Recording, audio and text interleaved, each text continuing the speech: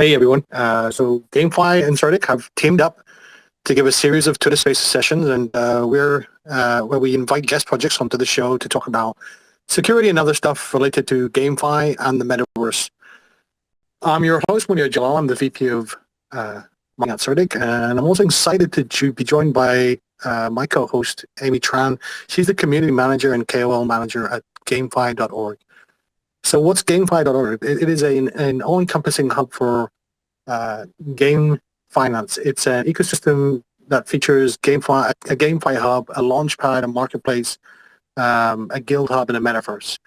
GameFi.org was created to work out problems that most game studios encounter and has discovered effective ways really to developing a platform that builds relationships with game developers, players, and investors. That's all in one place. A pretty cool platform by GameFi.org. CertiK, if you haven't heard of CertiK, it's a Web3 and a blockchain security company bringing you end-to-end security for projects both large and small. What is CertiK's goal? It really is to raise the standards of security in the Web3 ecosystem. And the security leaderboard can be found at CertiK.com. So if you go there, it's a free tool to help you safely navigate the Web3 world. Take a look at that site. You'll see there inside the leaderboard, there are projects which you can click into and really better understand the information pertaining to security around those projects. So today we'll be joined by League of Kingdoms, Division Network, and the CTO from gamefi.org to talk about my favorite subject, security and Web3 games and the Metaverse. And we are contributing $500 for today's top submitted live questions. You should read the rules on our Twitter post that went out on CertiK's community in order to qualify for the reward. So with that, let's go ahead and welcome Brian from Division Network, Jay from League of Kingdoms, Hai from gamefi.org. So please go ahead, take yourselves off mute, and give us your background. We'll start with Jay, and then we'll go to Brian, and then Hai. All right. Thank you for the great intro, Monir. Hi, everyone. My name is Jay. I am the community lead at League of Kingdoms. League of Kingdoms is the first MMO strategy game in Web3 gaming industry, where you can grow your kingdoms, forge alliances with other players, and engage in epic battles between continents. You can hold allocate lands as NFT and other NFTs like resources, skin, or Drago to claim ownership, trade, and use it in your gameplay. Our game has been live for more than 2 years now, and I take care of our community and also part of our game operations. And I'm really happy to be here with you guys and happy to share my thoughts about our games, about the Web3 gaming industry, and most importantly, the security in Web3 gaming. Thank you. Very cool. Brian, you have the mic. Hi, guys. Thank you very much for this opportunity. Happy to be with you in this live Twitter space. And my name is Bober Chabunida, but like most people know in this industry, me as Brian. So I'm the head of business development at Division, and at Division we are developing the ultimate blockchain-based metaverse space where the users can interact with each other. We are advocating for the concept of the social metaverses, where the users have the ultimate ability to influence and impact the future of the metaverse and have the full control over it. So so far we've been we have done several conferences, several big events within our metaverse, and recently we've been going into the market with the land sales, and now we're working on the development of a very new concept in our metaverse, which is the play to earn, but not the earn that is currently available to the people, but it's more sustainable and it's more kind of fun, and it's attached to our gameplay. And we are planning to go with the updated version of our metaverse, which is going to be known as Division World in less than 2 months from now. Thank you. That's very exciting. And not too far down the road. Hello, everyone. Yeah, go ahead, Hai. Yeah, hello, everyone. I'm Hai, I'm the co-founder and CTO of gamefi.org, and I'm a senior manager and technology advisor for IC Lab. I have almost 10 years of experience in cybersecurity and software development. I used to be a co-founder and product development director of CertiK, a pioneer company that apply AI and big data in cybersecurity solution in Vietnam. Nice to meet you guys. Very good to meet you, Hai, as well. So we're going to play tag here between myself and and Emmy, my co-host. I'm going to hand the mic to her to ask her first question, and I'll take back over in a bit. So go ahead, Emmy.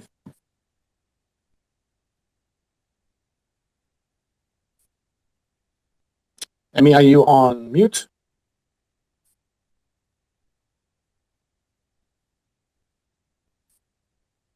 All right, let me continue.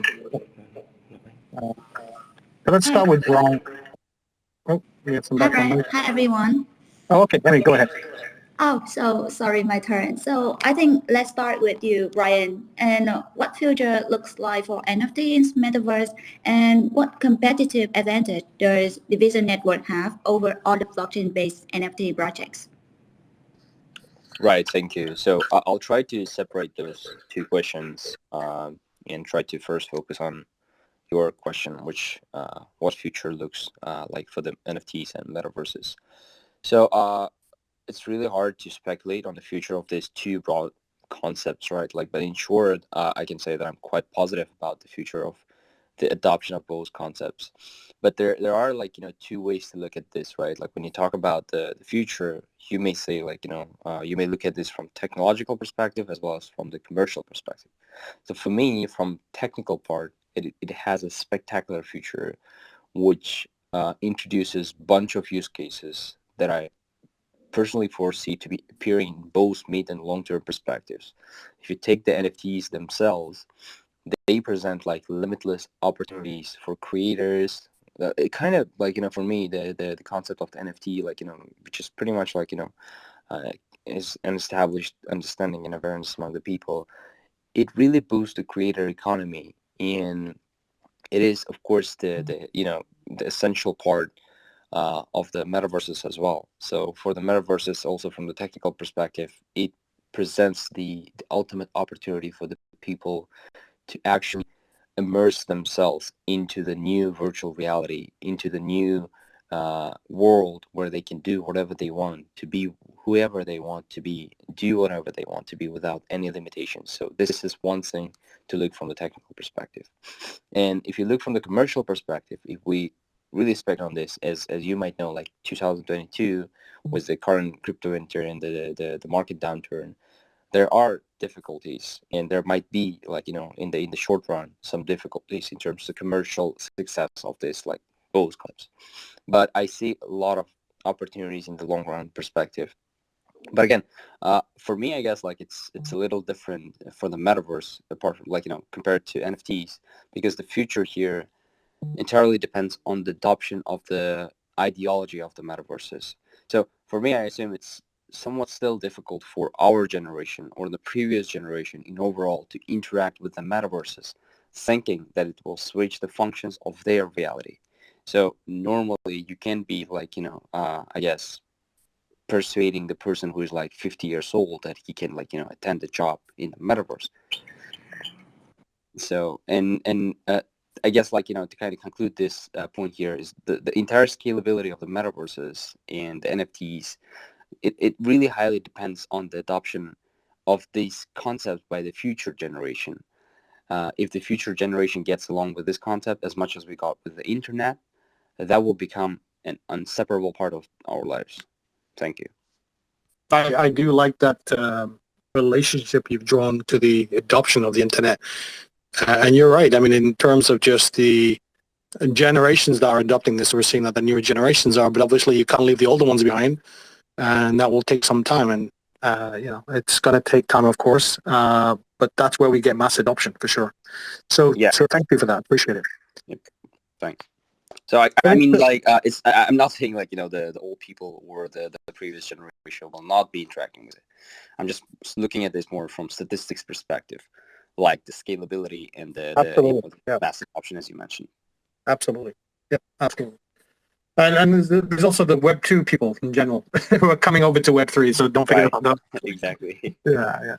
All right, very cool. So let's switch over to GameFi and yourself, Jay. I was doing a little bit of reading here. League of Kingdoms seems to have grown in popularity. I can see that. Incredible growth of users. 120,000 recorded in January across 210 countries, and still growing. Right. So why is it so important for League of Kingdoms Arena to strive for the eventual goal of decentralization. And what's your opinion about that? So I think one of the major focus of Web3 GameFi and Web3 game industry in general is to empower the users, the gamers in the industry. And naturally, this path will lead to decentralization of the project. So in the traditional Web2 game industry, the gamers' voices were often isolated despite the huge contribution, not just as a customers, but also as an active member of the community or producer of like great resources like APIs, guides, or reviews, or like user-made contents. So there were a lot of contribution from the user side in the traditional game industry, but those voices and those like contributions were not credited as much as we would want it. And with the emergence of the blockchain and the Web3 GameFi, users can now actually get credit from those contributions by participating in the like tokenomics, in the activities of the games, and eventually participating in the governance through the decentralized projects. And by this, users can really start delivering their messages to the game developers. And also, from the development side's point of view, we can actually listen to what the gamers actually want, and we can really draw out the participation of these gamers, the users, the content creators to really thrive together, really success together. And that's what's really big in the Web3 GameFi. And to be honest, considering the complexity of game development, it is definitely not an easy path to reach the full decentralization. But we are trying our best. We're striving to achieve this ultimate goal, and that's one of the reasons why it is so important to focus on growing a strong and healthy community to really grow together with the game and the community. That's a great answer.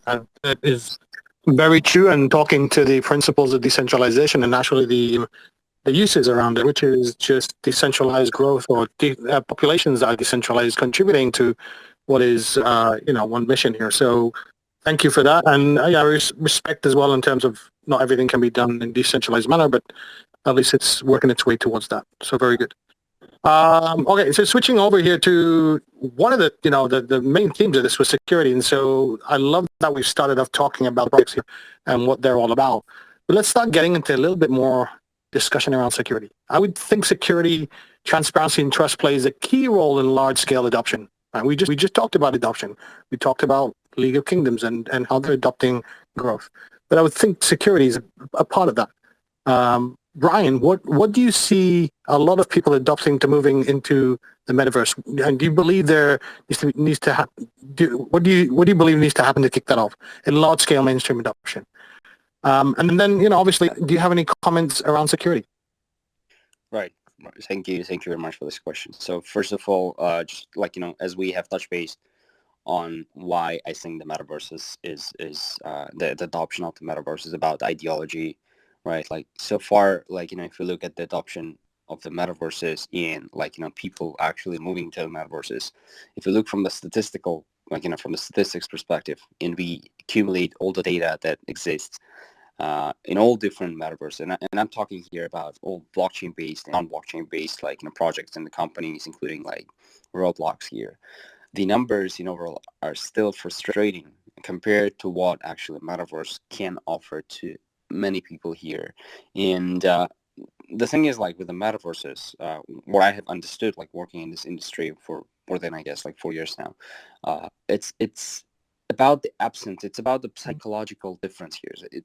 Metaverses do not present any certain gameplay, and if it even does, it's not the ultimate metaverse, because metaverse is about the freedom in the virtual reality, where you are not presented with certain, like, storyline. There is no background story for this. Like, you just enter there, you create your avatar, and then you interact with the new virtual reality.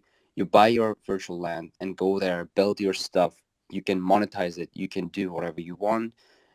You can set the the events and do some really dope stuff with the people.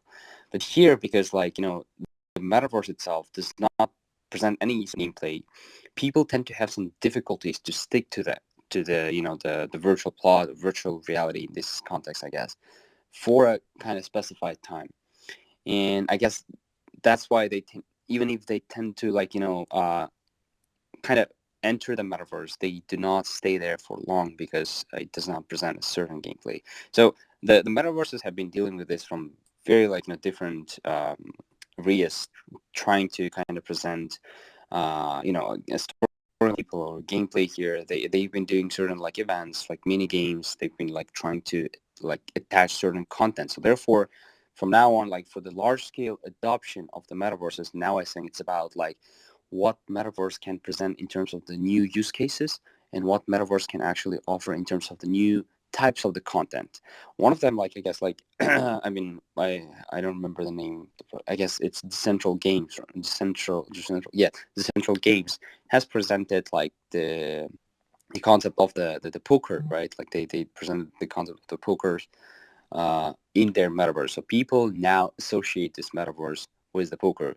It's actually, I don't think it's a good thing because like they have limited themselves for one content, whereas like the metaverse can be, it doesn't have any limitations, right? Like, so they could have done it more, but at least they got a certain content to be associated with their gameplay. So people now have no difficulties in knowing what they will do if they access the central games.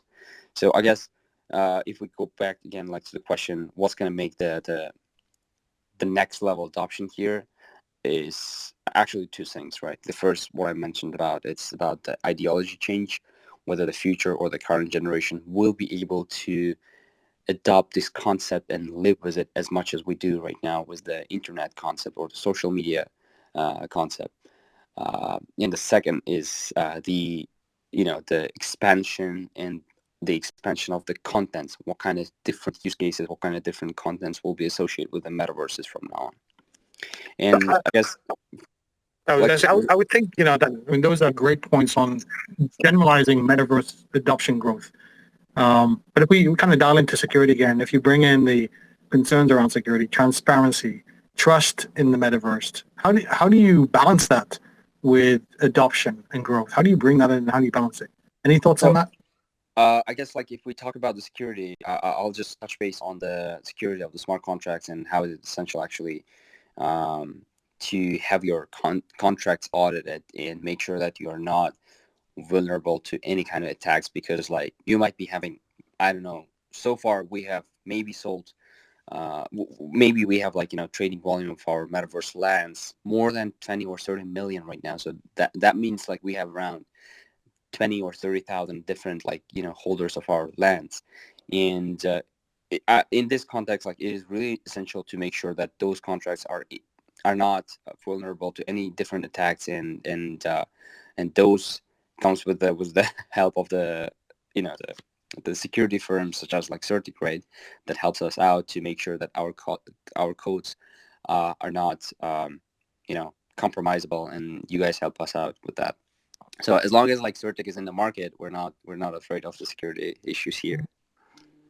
Very cool. Okay, so I think obviously a necessity there for smart contract auditing, balancing that with the growth of metaverse, but obviously necessity because the importance of just making sure that smart contracts are not vulnerable and they're not hacked. So very good to hear. Awesome. Okay, let me hand it over back to Emmy here, and I think she has a question for Hai.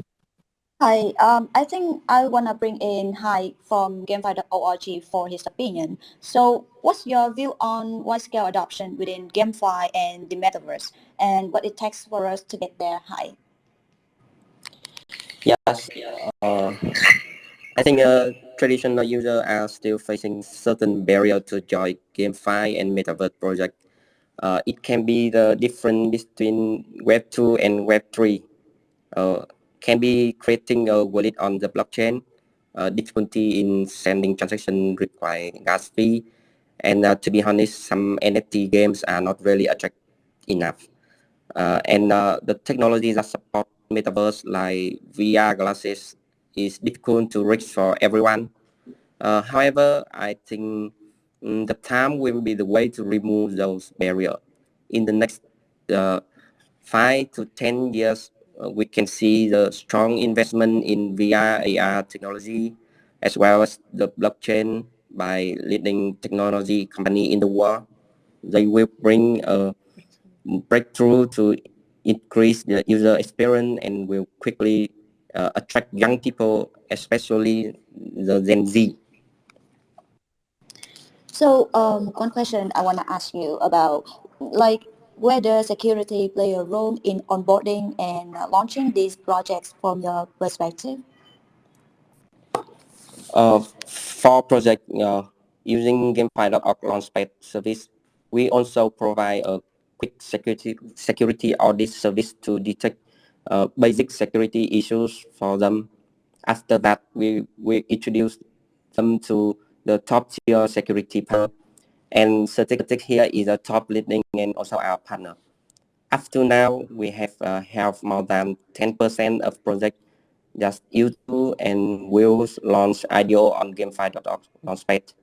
We detected security vulnerability in the contract as well as the backend before they launch the mainnet.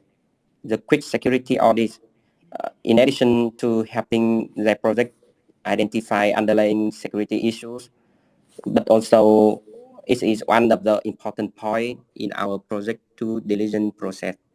We hope that gamefi.org investor will have less encounter risk related to hacking or exploit issue. Thank you, Hai. This is his opinion about security and wide scale adoption in GameFi and Metaverse. So I think you guys, how hard this bear winter market impacted you guys? I think start with Brian and then Jay and then Hai. Right. Hi, Brian. Hey, yes. I mean, yeah.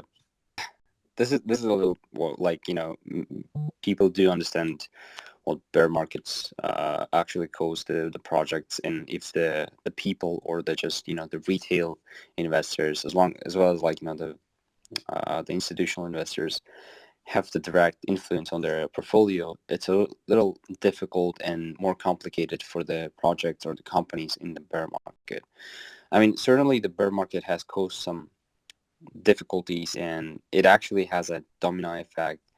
And I guess like not much can be discussed at this point because everyone might already understand what those effects are, and including the difficulties with the financing, with the funding, not being able to actually grow as fast as it was like possible within the like bull market, as whatever you do would be supported, like the projects and the companies, the people would be more active, and the entire atmosphere is different, like at this stage, right? Like, however, we have never stopped actually moving forward with our development, and we have been like accelerating the growth of our metaverse. And as I mentioned in the beginning of our podcast, I don't know, like of today's like Twitter space, sorry, we will be releasing in 2 months the new version of our metaverse, which we have been developing, like, I guess, for several months now. I guess like it's been more than 9 months that we have started this development of the second version of our metaverse, where the UI and the graphics are much more better than the actual metaverse that we have right now. And the one that we have right now, it's impeccable and it's really great, and it received so far a lot of feedback as being one of the plausible metaverses to interact with. So the next one that we are releasing, it's going to be much better, and it's going to have a lot of different gameplay, like concept here, including the play to earn. But I guess in this context, it will more play and earn, because we're not going to be incentivizing the user who's just token. It's going to be more complicated than that.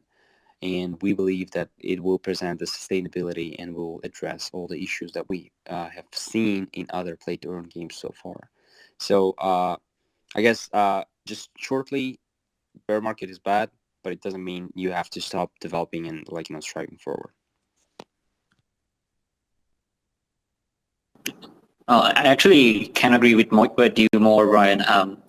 Definitely the bear market affects us, all the projects in the system, like in the industry, like everyone else. But still, I must say that it's not one thing I want to say is that the bear market itself is not new to us. So like our game is one of the at least GameFi projects that was out there back in like 2018.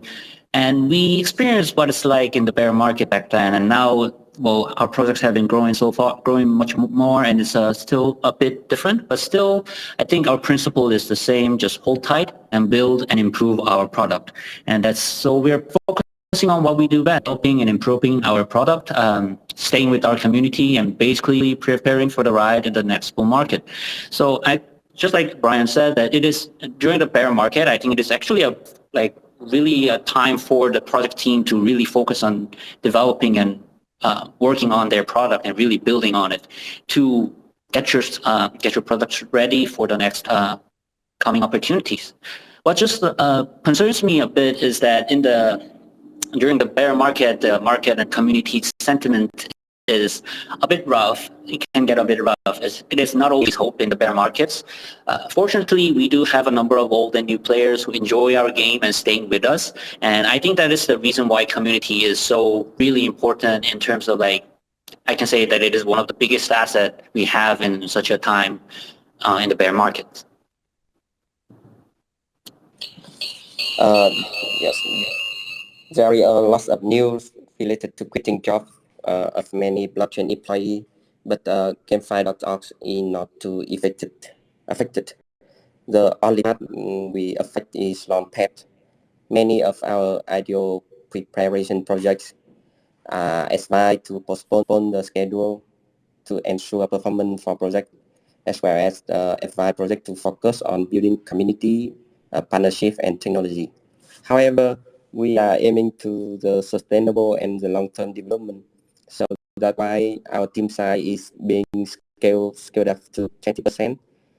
In the winter period, we focus on building product quality, dealing with the difficulty that we has not yet solved, and upgrading gamefi.org into a comprehensive ecosystem for a full life cycle of a game, not just a pre-period like launching token.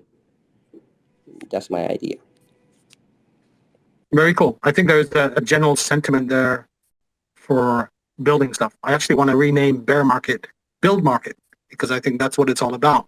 This is the time to double down and build, innovate, bring stuff out. And I think if you're in that position now as developers, that's what you'd be doing and pushing to get the next innovative thing that comes out at the end of it. So calling it the build market is probably what it means, right? At the end of the day. So okay, moving over here. So talking about some challenges, Jay, Brian, what are some of the main challenges that both of you have had to face while building out your project so far? Starting with Jay. All right, so I think I'll have to bring the idea that was talked about from Brian and I, that one of the biggest challenges we had, and well, to be honest, still have, is adopting the Web2 users into Web3. So when League of Kingdoms first launched, our main focus was to build a fun and entertaining gameplay for the users, and it actually attracted a lot of traditional gamers into our game. So right now there are mixture of Web2 focused gamers and Web3 focused gamers in our game mixed, but still some of the traditional gamers are not really familiar with Web3 and only enjoy the Web2 part of our game. I think so. We're trying several ways to bring these players into Web3 platforms, such as building out the community to help out each other, contacting with guilds around the globe, and also introducing more Web3 features that are closely related to the gameplay, so that the Web2 traditional users are naturally drawn to the Web3 part of the project as well. I think this is the ultimate challenge for every Web3 project out there, to break down the entry barriers and bring the Web2 users into the Web3 space. And also in doing so, I sometimes see that we are talking about the security of Web3 gaming. I think the security, the trust, and transparency of the project itself is really essential to convince the Web2 users to join in the Web3 spaces. And to me personally, I think it is not just about provide. So, all right, let me put it this way. So when we are providing a systematic support of security to convince the Web2 users, I think it is not just about providing security itself, but we have to do it to the point that it makes the user feel that they are secure in this Web3 world. And I think it is a great challenge for every project out there.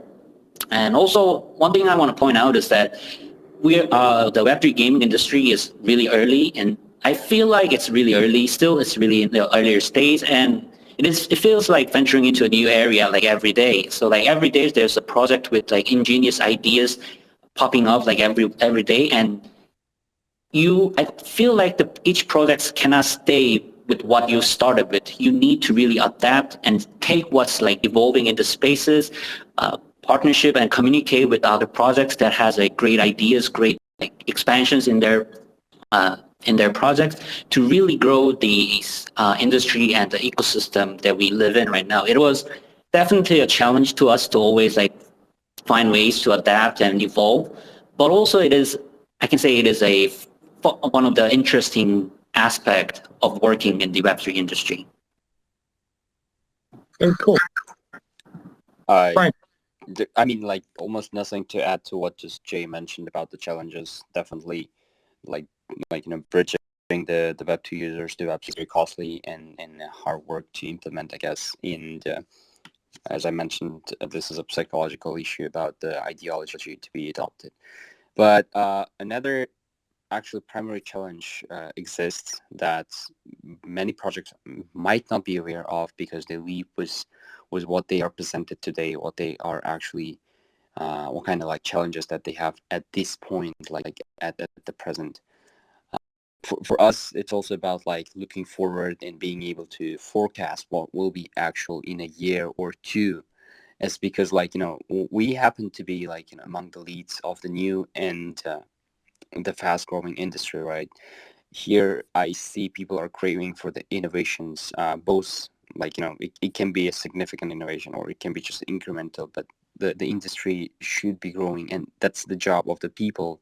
And it's our job to always challenge ourselves to come up with something that will be new, somewhat revolutionary, and will impact the entire trajectory of the entire industry. And that's one of the challenges actually, to always being able to produce something that does not exist. And it's just, I don't know how this can be compared to something else. It's just about like having an ability to see in the dark, I guess. That's actually a great analogy. It is. I personally believe the same. It's trying to give a concept that's visible to people that just ordinarily coming from a Web 2 world, they're naturally used to. I totally agree with that challenge, Trisha, for both of you. So thank you for that. Appreciate it. So keeping on the same topic of challenges, and going back to that topic we all love called security, let's talk about security audits and what you think is important for each of your projects when we talk about security audits. Why are they important? Brian, let's go back to you. I mean, with the security audits, like you can't do much, right? Like I don't know how many people hear about the importance of the security audits. It's one of the essential things that is requested by any stakeholder in this market. So if your contract is not audited by some of the leading security firms, including and mainly CertiK, there's not much you can do with that. Like people will be actually scared to interact with your contracts because they will know it has some red flags and it's not audited. And it actually really worth auditing all different contracts that you have, including your token, like token, right? And a lot of people so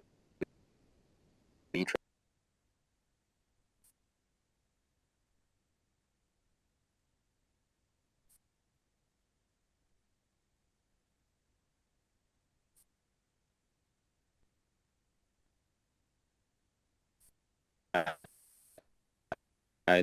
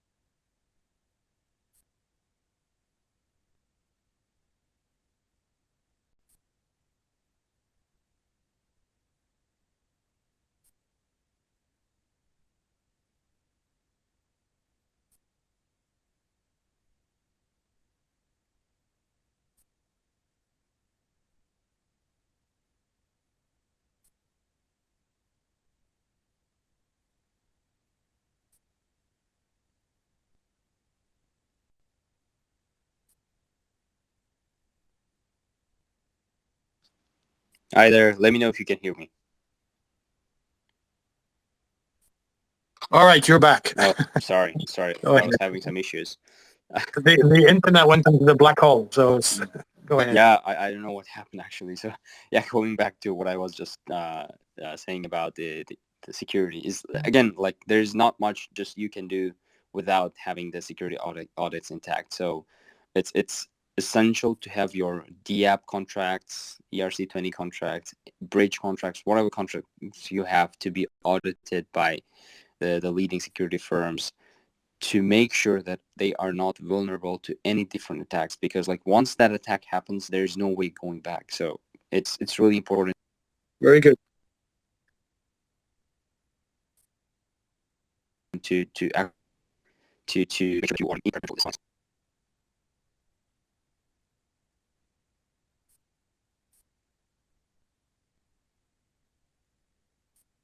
Very good. Jay, do you want to go ahead? Sure thing.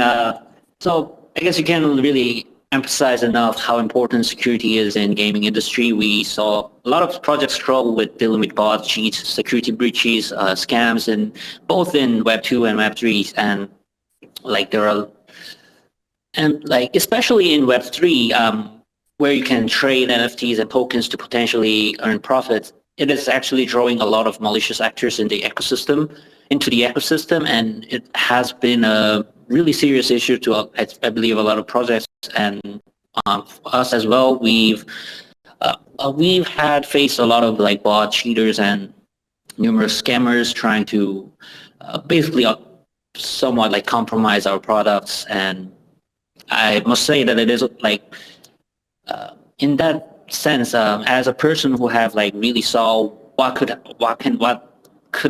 happen with all those, like when all these malicious actors comes into the project, I can't really emphasize enough to how important it is. And right now, I believe one good thing about the Web3 ecosystem is that many of the projects have a very strong and healthy community, and those community members actually help each other and supporting each other to help others who just newly came into the space to not fall into the like scams or pitfalls or loops.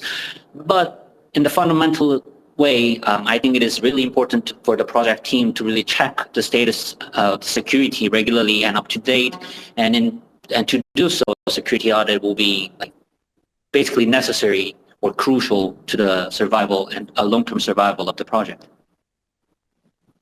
Very wise words. So it's nice that you both have the same common thought process in this whole thing around the challenges itself. In particular, just to add some icing on the cake here, we've seen an incredible growth in hacks here from last year to this year. Just in terms of statistics, actually, if you look at last year, total number of hacks lost due to hacks was probably around $1.3 billion, and it's August now, and we're up to over $2 billion in lost, crypto due to hacks. So yeah, it's getting worse.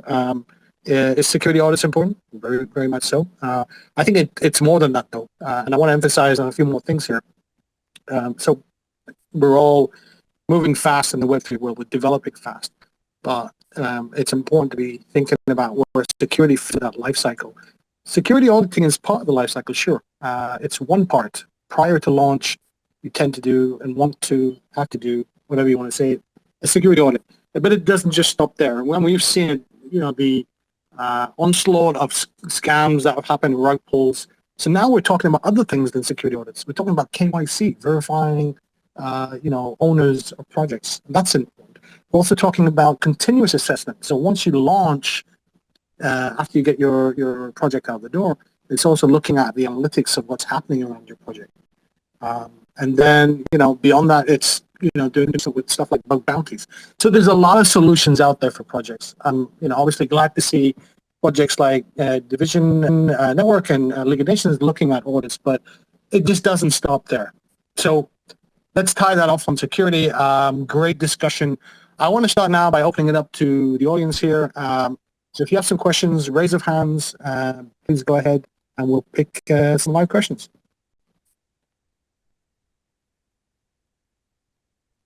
Okay, we have one here. Let's see, is it Nikhil requested? Let's go ahead and add a speaker. Go ahead, Nikhil. Can you hear us?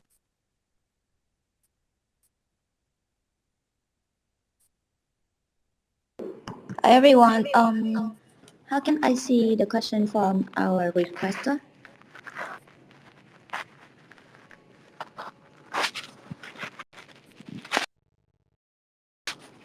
So Nikhil, go ahead. Take yourself off mute and ask your question if you want.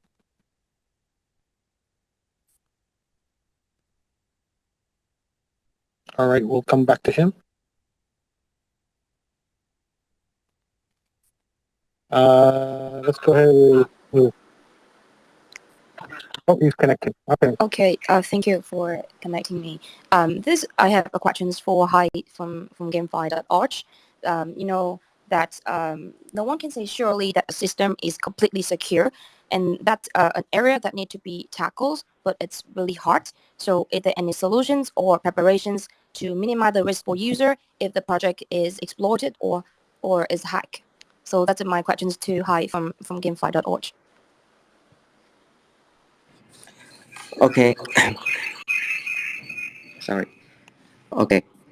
One of the most important solution in the preparation, the auditing the blockchain code fully and pen testing the whole ecosystem of this project, including the backend code, the servers.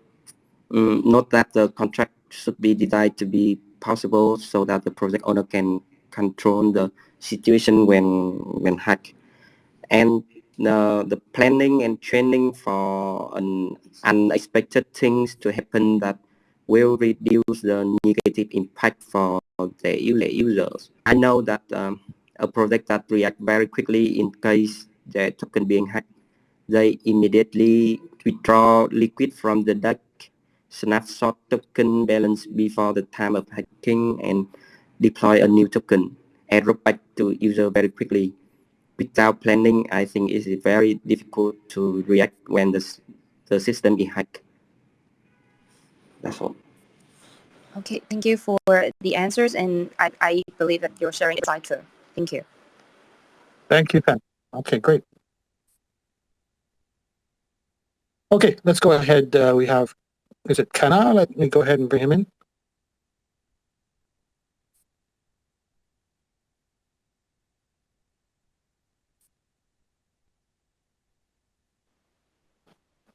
Kana, go ahead. You're speaker. Thank you. Good morning, everyone. Wherever you are, I am from Istanbul, Turkey, so it is morning time here still. Good morning to you. Thank you. So I like to ask for the League of Kingdoms. So as I see, the game is considered behind Axie Infinity, as you shared on Twitter. So I mean, what is the estimated maximum income a player could make using all features that can be monetized? Do you have such sort of estimation or prediction if perhaps the most frequent player uses it in most high manner, it can gain from this? If you have such prediction, I would appreciate to hear this. Thank you. All right, thank you for your interest in our game. Currently, with the Land NFT, there's one thing I want to point out is that our League of Kingdoms is free-to-play game, and you can actually start earning as soon as you reach like level 20 in our game. You can start earning by selling the resource NFTs, and also when you get the lands, there are incomes coming and actively develop your land. If there's income coming in from that land, but what I want to really point out and focus on is the Drago NFT that will be coming up soon in the upcoming update. This will be one of our major play and earn vehicle for our game. And at the moment, as when we were building the tokenomics, our aim is to have a person with the active user with 3 Dragos can earn about like $500 per month. And that is like estimate goal of our, as you know, our utility token will not be like minted by ourselves, but it will be actually minted by the users and supplied to the market by the users. So at the beginning of the launch, there will be ups and downs of prices for the market to actually discover the price of our utility token. But after that, we're gonna balance out the tokenomics and the economy of our game to reach that goal of $500 per month for active player with 3 dragons. Thank you for interest. Thank you, and that's good to know. It's a very fair thing, and thank you for sharing it. Most projects don't give such information. I appreciate it very much. Thank you. Thank you. Thank you. Very good question. And yes, all transparency here. So very good. Okay. Who else do we have? Any questions for the team here?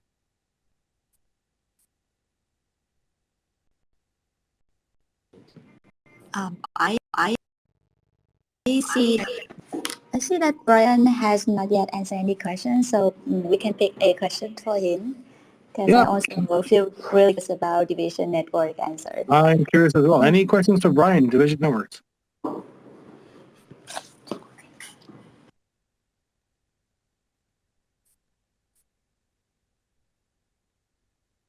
I got one for Brian. Brian, was Division Networks project created because of the emerging NFT trend or something else? A bit more. You mean the origination of the division? Correct. I guess like we have started like operating in this market more than like 4 years ago now, I guess.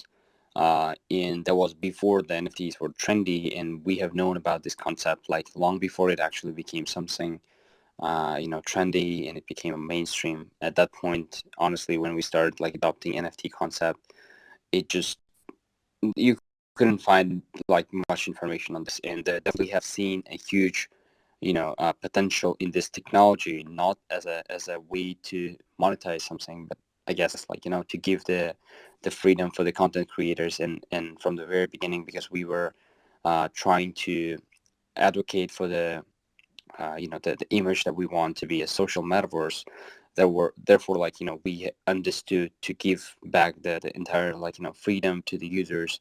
This technology is going to be very much critical to adopt. So therefore these, and back then I guess daily volume on OpenSea wouldn't even exceed than $100,000, and that's where we have where we adopted this. So will you continue down that road, NFT related, or will you adapt if NFT changes, or are you expanding beyond the NFT? No. We are the biggest, I guess, like one of the biggest supporters of the NFTs, and we try to attach as many use cases to that, try to bring something new to the market, and try to use this technology for only best motives. Very cool. So I see Nikhil is requesting, so I'm going to go ahead and add him. I know you tried before, but let's see if we can get you added this time.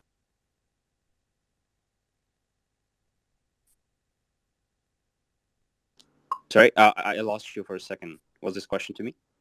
No, I'm adding another person here. Okay, you Nikhil, go ahead.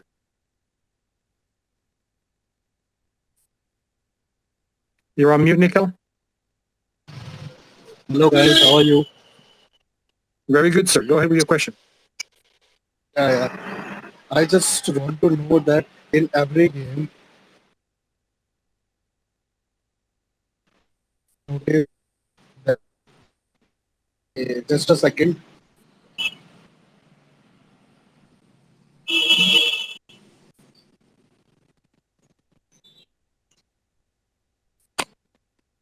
So P2E games are blowing up in the cryptocurrency space with a great potential.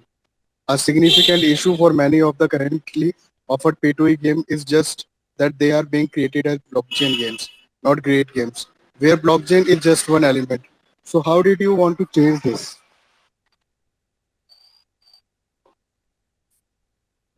Was this question addressed to Division or League of Kingdoms? Yes. League of Kingdoms. League of Kingdoms. Okay, League of Kingdoms. Go ahead. Okay. So I think one thing that I want to emphasize is that the League of Kingdoms started as mainly focused on entertainment of the gameplay before even releasing our first NFT, or even the token. Our token was actually released like 1.5 years later after the game's launch. So basically what we are focusing is to provide the content to the users that they can enjoy, and basically they can earn while in that process. So I think nowadays we're seeing a lot of models changing from play to earn to play and earn, and definitely I think that's where League of Kingdoms are trying to reach. So what we want to do is for the users to have a fun gameplay, and in the process to earn incomes and all that. So that is our major focus in the League of Kingdoms. And also, I might be talking about it later on, but we are trying to add more we are working on a project that we're going to add more value to the value and the utility to the NFTs we have in our game to really make a more long-term sustainable economy. I hope this answers your question. Yeah, thank you so much. So one more thing I want to know that assuming that I am a user and I am an investor, so what aspect of the project would you think would make me want to invest? What would appeal to me from the project? So I would like to invest. Thank you.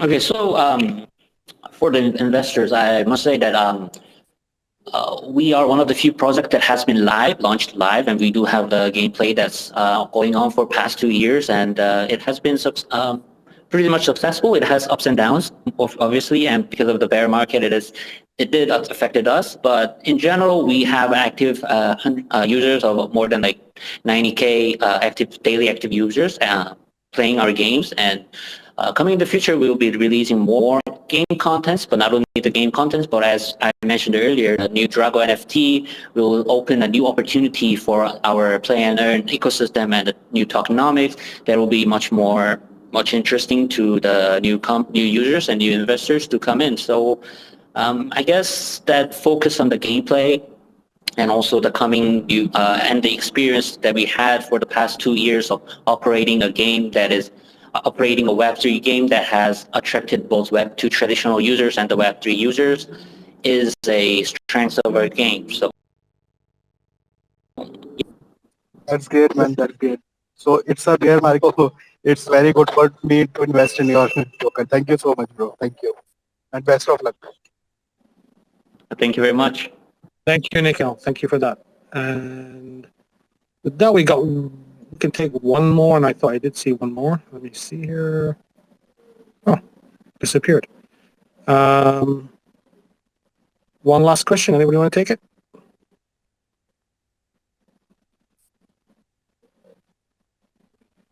No. I got one question. Keep things fair for Brian, and then we can wrap things up.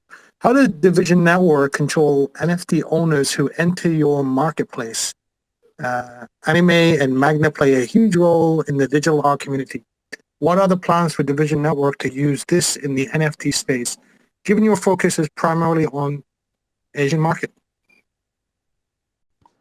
I didn't get the question. What do you mean by control the users? I'm guessing this is users that are in the marketplace, NFT owners who are entering the marketplace. How do you control them as players who are coming in?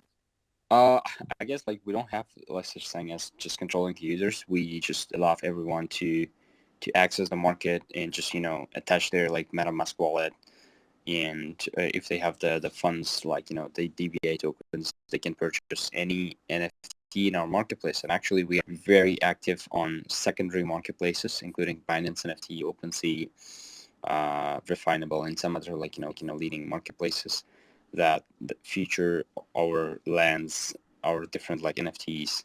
And so far, like I personally never heard that we have controlled them somehow. So I guess like we provide a total freedom for the users to interact with those NFTs. Yeah, that's an interesting perception. This is one of the questions that got submitted through our Twitter. So appreciate the comment. Hey, any comments on the Asian market expansion beyond that? We are actually based in Asian market, so the most of our user base is still like represented by the Asian market, including the South Korea, Southeast Asia, including Philippines, Vietnam, and some other Southeast Asian countries. And we are actually actively trying to expand to to other regions, but those are still kind of under discussion and will be available later on. And we do this expansion with the partnerships with the leading companies that might help us with the penetration in that region. Okay, very cool. Okay, so we're wrapping things up here. Let's talk about future. In 30 seconds or less, start with Jay. What's the plans for the future for League of Nations, the League of Kingdoms? Oh, 30 seconds. All right. As I mentioned earlier, important Drago NFT will become, it's a dragon-like creature that you can assist your gameplay and also enables you to earn our utility token. And also, there are about like 8K Genesis Dragos in the ecosystem, and it will be only supplied through breeding from now on. And we are waiting for the major chain migration to improve user experience in operating Dragos. So please just stay around and see how it unfolds. And also, we are releasing a build in the Middle Eastern, North American area, North African area. So it's always exciting to seek the opportunities to bring more users across the globe. And we are working on projects to add more value and utility to our NFT assets. And I hope to reveal this soon. So if you're interested, please follow us and stay around. Thank you very much. Awesome. Thank you for that, Jay. Over to you, Brian. 30 seconds. Go for it. Right. Thank you very much for this opportunity. I guess if we talk about the future now, as I mentioned several times, it's about the release of our second version of our Metaverse, which means like we are releasing an updated, very, plausible version of our Metaverse, and we will be attaching the new play-to-earn concept into this, which will be associated with the new gameplay in our Metaverse. And this is going to be one of the big things happening in our Metaverse. So please. Join our Metaverse and see how the things are changing with us. Thank you. Excellent. Well, that's about it. That's all we have for today's session. I want to thank Jay, Brian, and Hai for coming on this Twitter Space session. I also want to thank my co-host here. Oh, go ahead. Sorry. Also want to share about our plans for the future. Go ahead. Go ahead. Sorry. Hi, go ahead. Hello. Yes. Our ultimate goal is to become a Web3 super app for mainstream adoption. An overview of upcoming plans is customer-centric, so that's why we were and developing feature to upgrade user experience and to support the full life cycle of the game. Game 5 will turn 1 year old next month, so we are preparing a big more adventure in the multiverse with the participant of well-known games and Metaverse project in the blockchain gaming industry. This game event is for everyone who like games, play like a kid, and earn like a legend. The more, the merrier. Thank you. Thank you. Hi. So if you have any question about the GameFi birthday organization, you can head over to our channels because it's going to be on the GameFi ecosystem. So everyone, thank you so much for having me today. Thank you, everyone. Great. Thank you, Amy. And again, thank you, Jay, Brian, and I. Be sure to follow both CertiK and gamefi.org as we talk about the future and our guests that come on the show. So thank you again.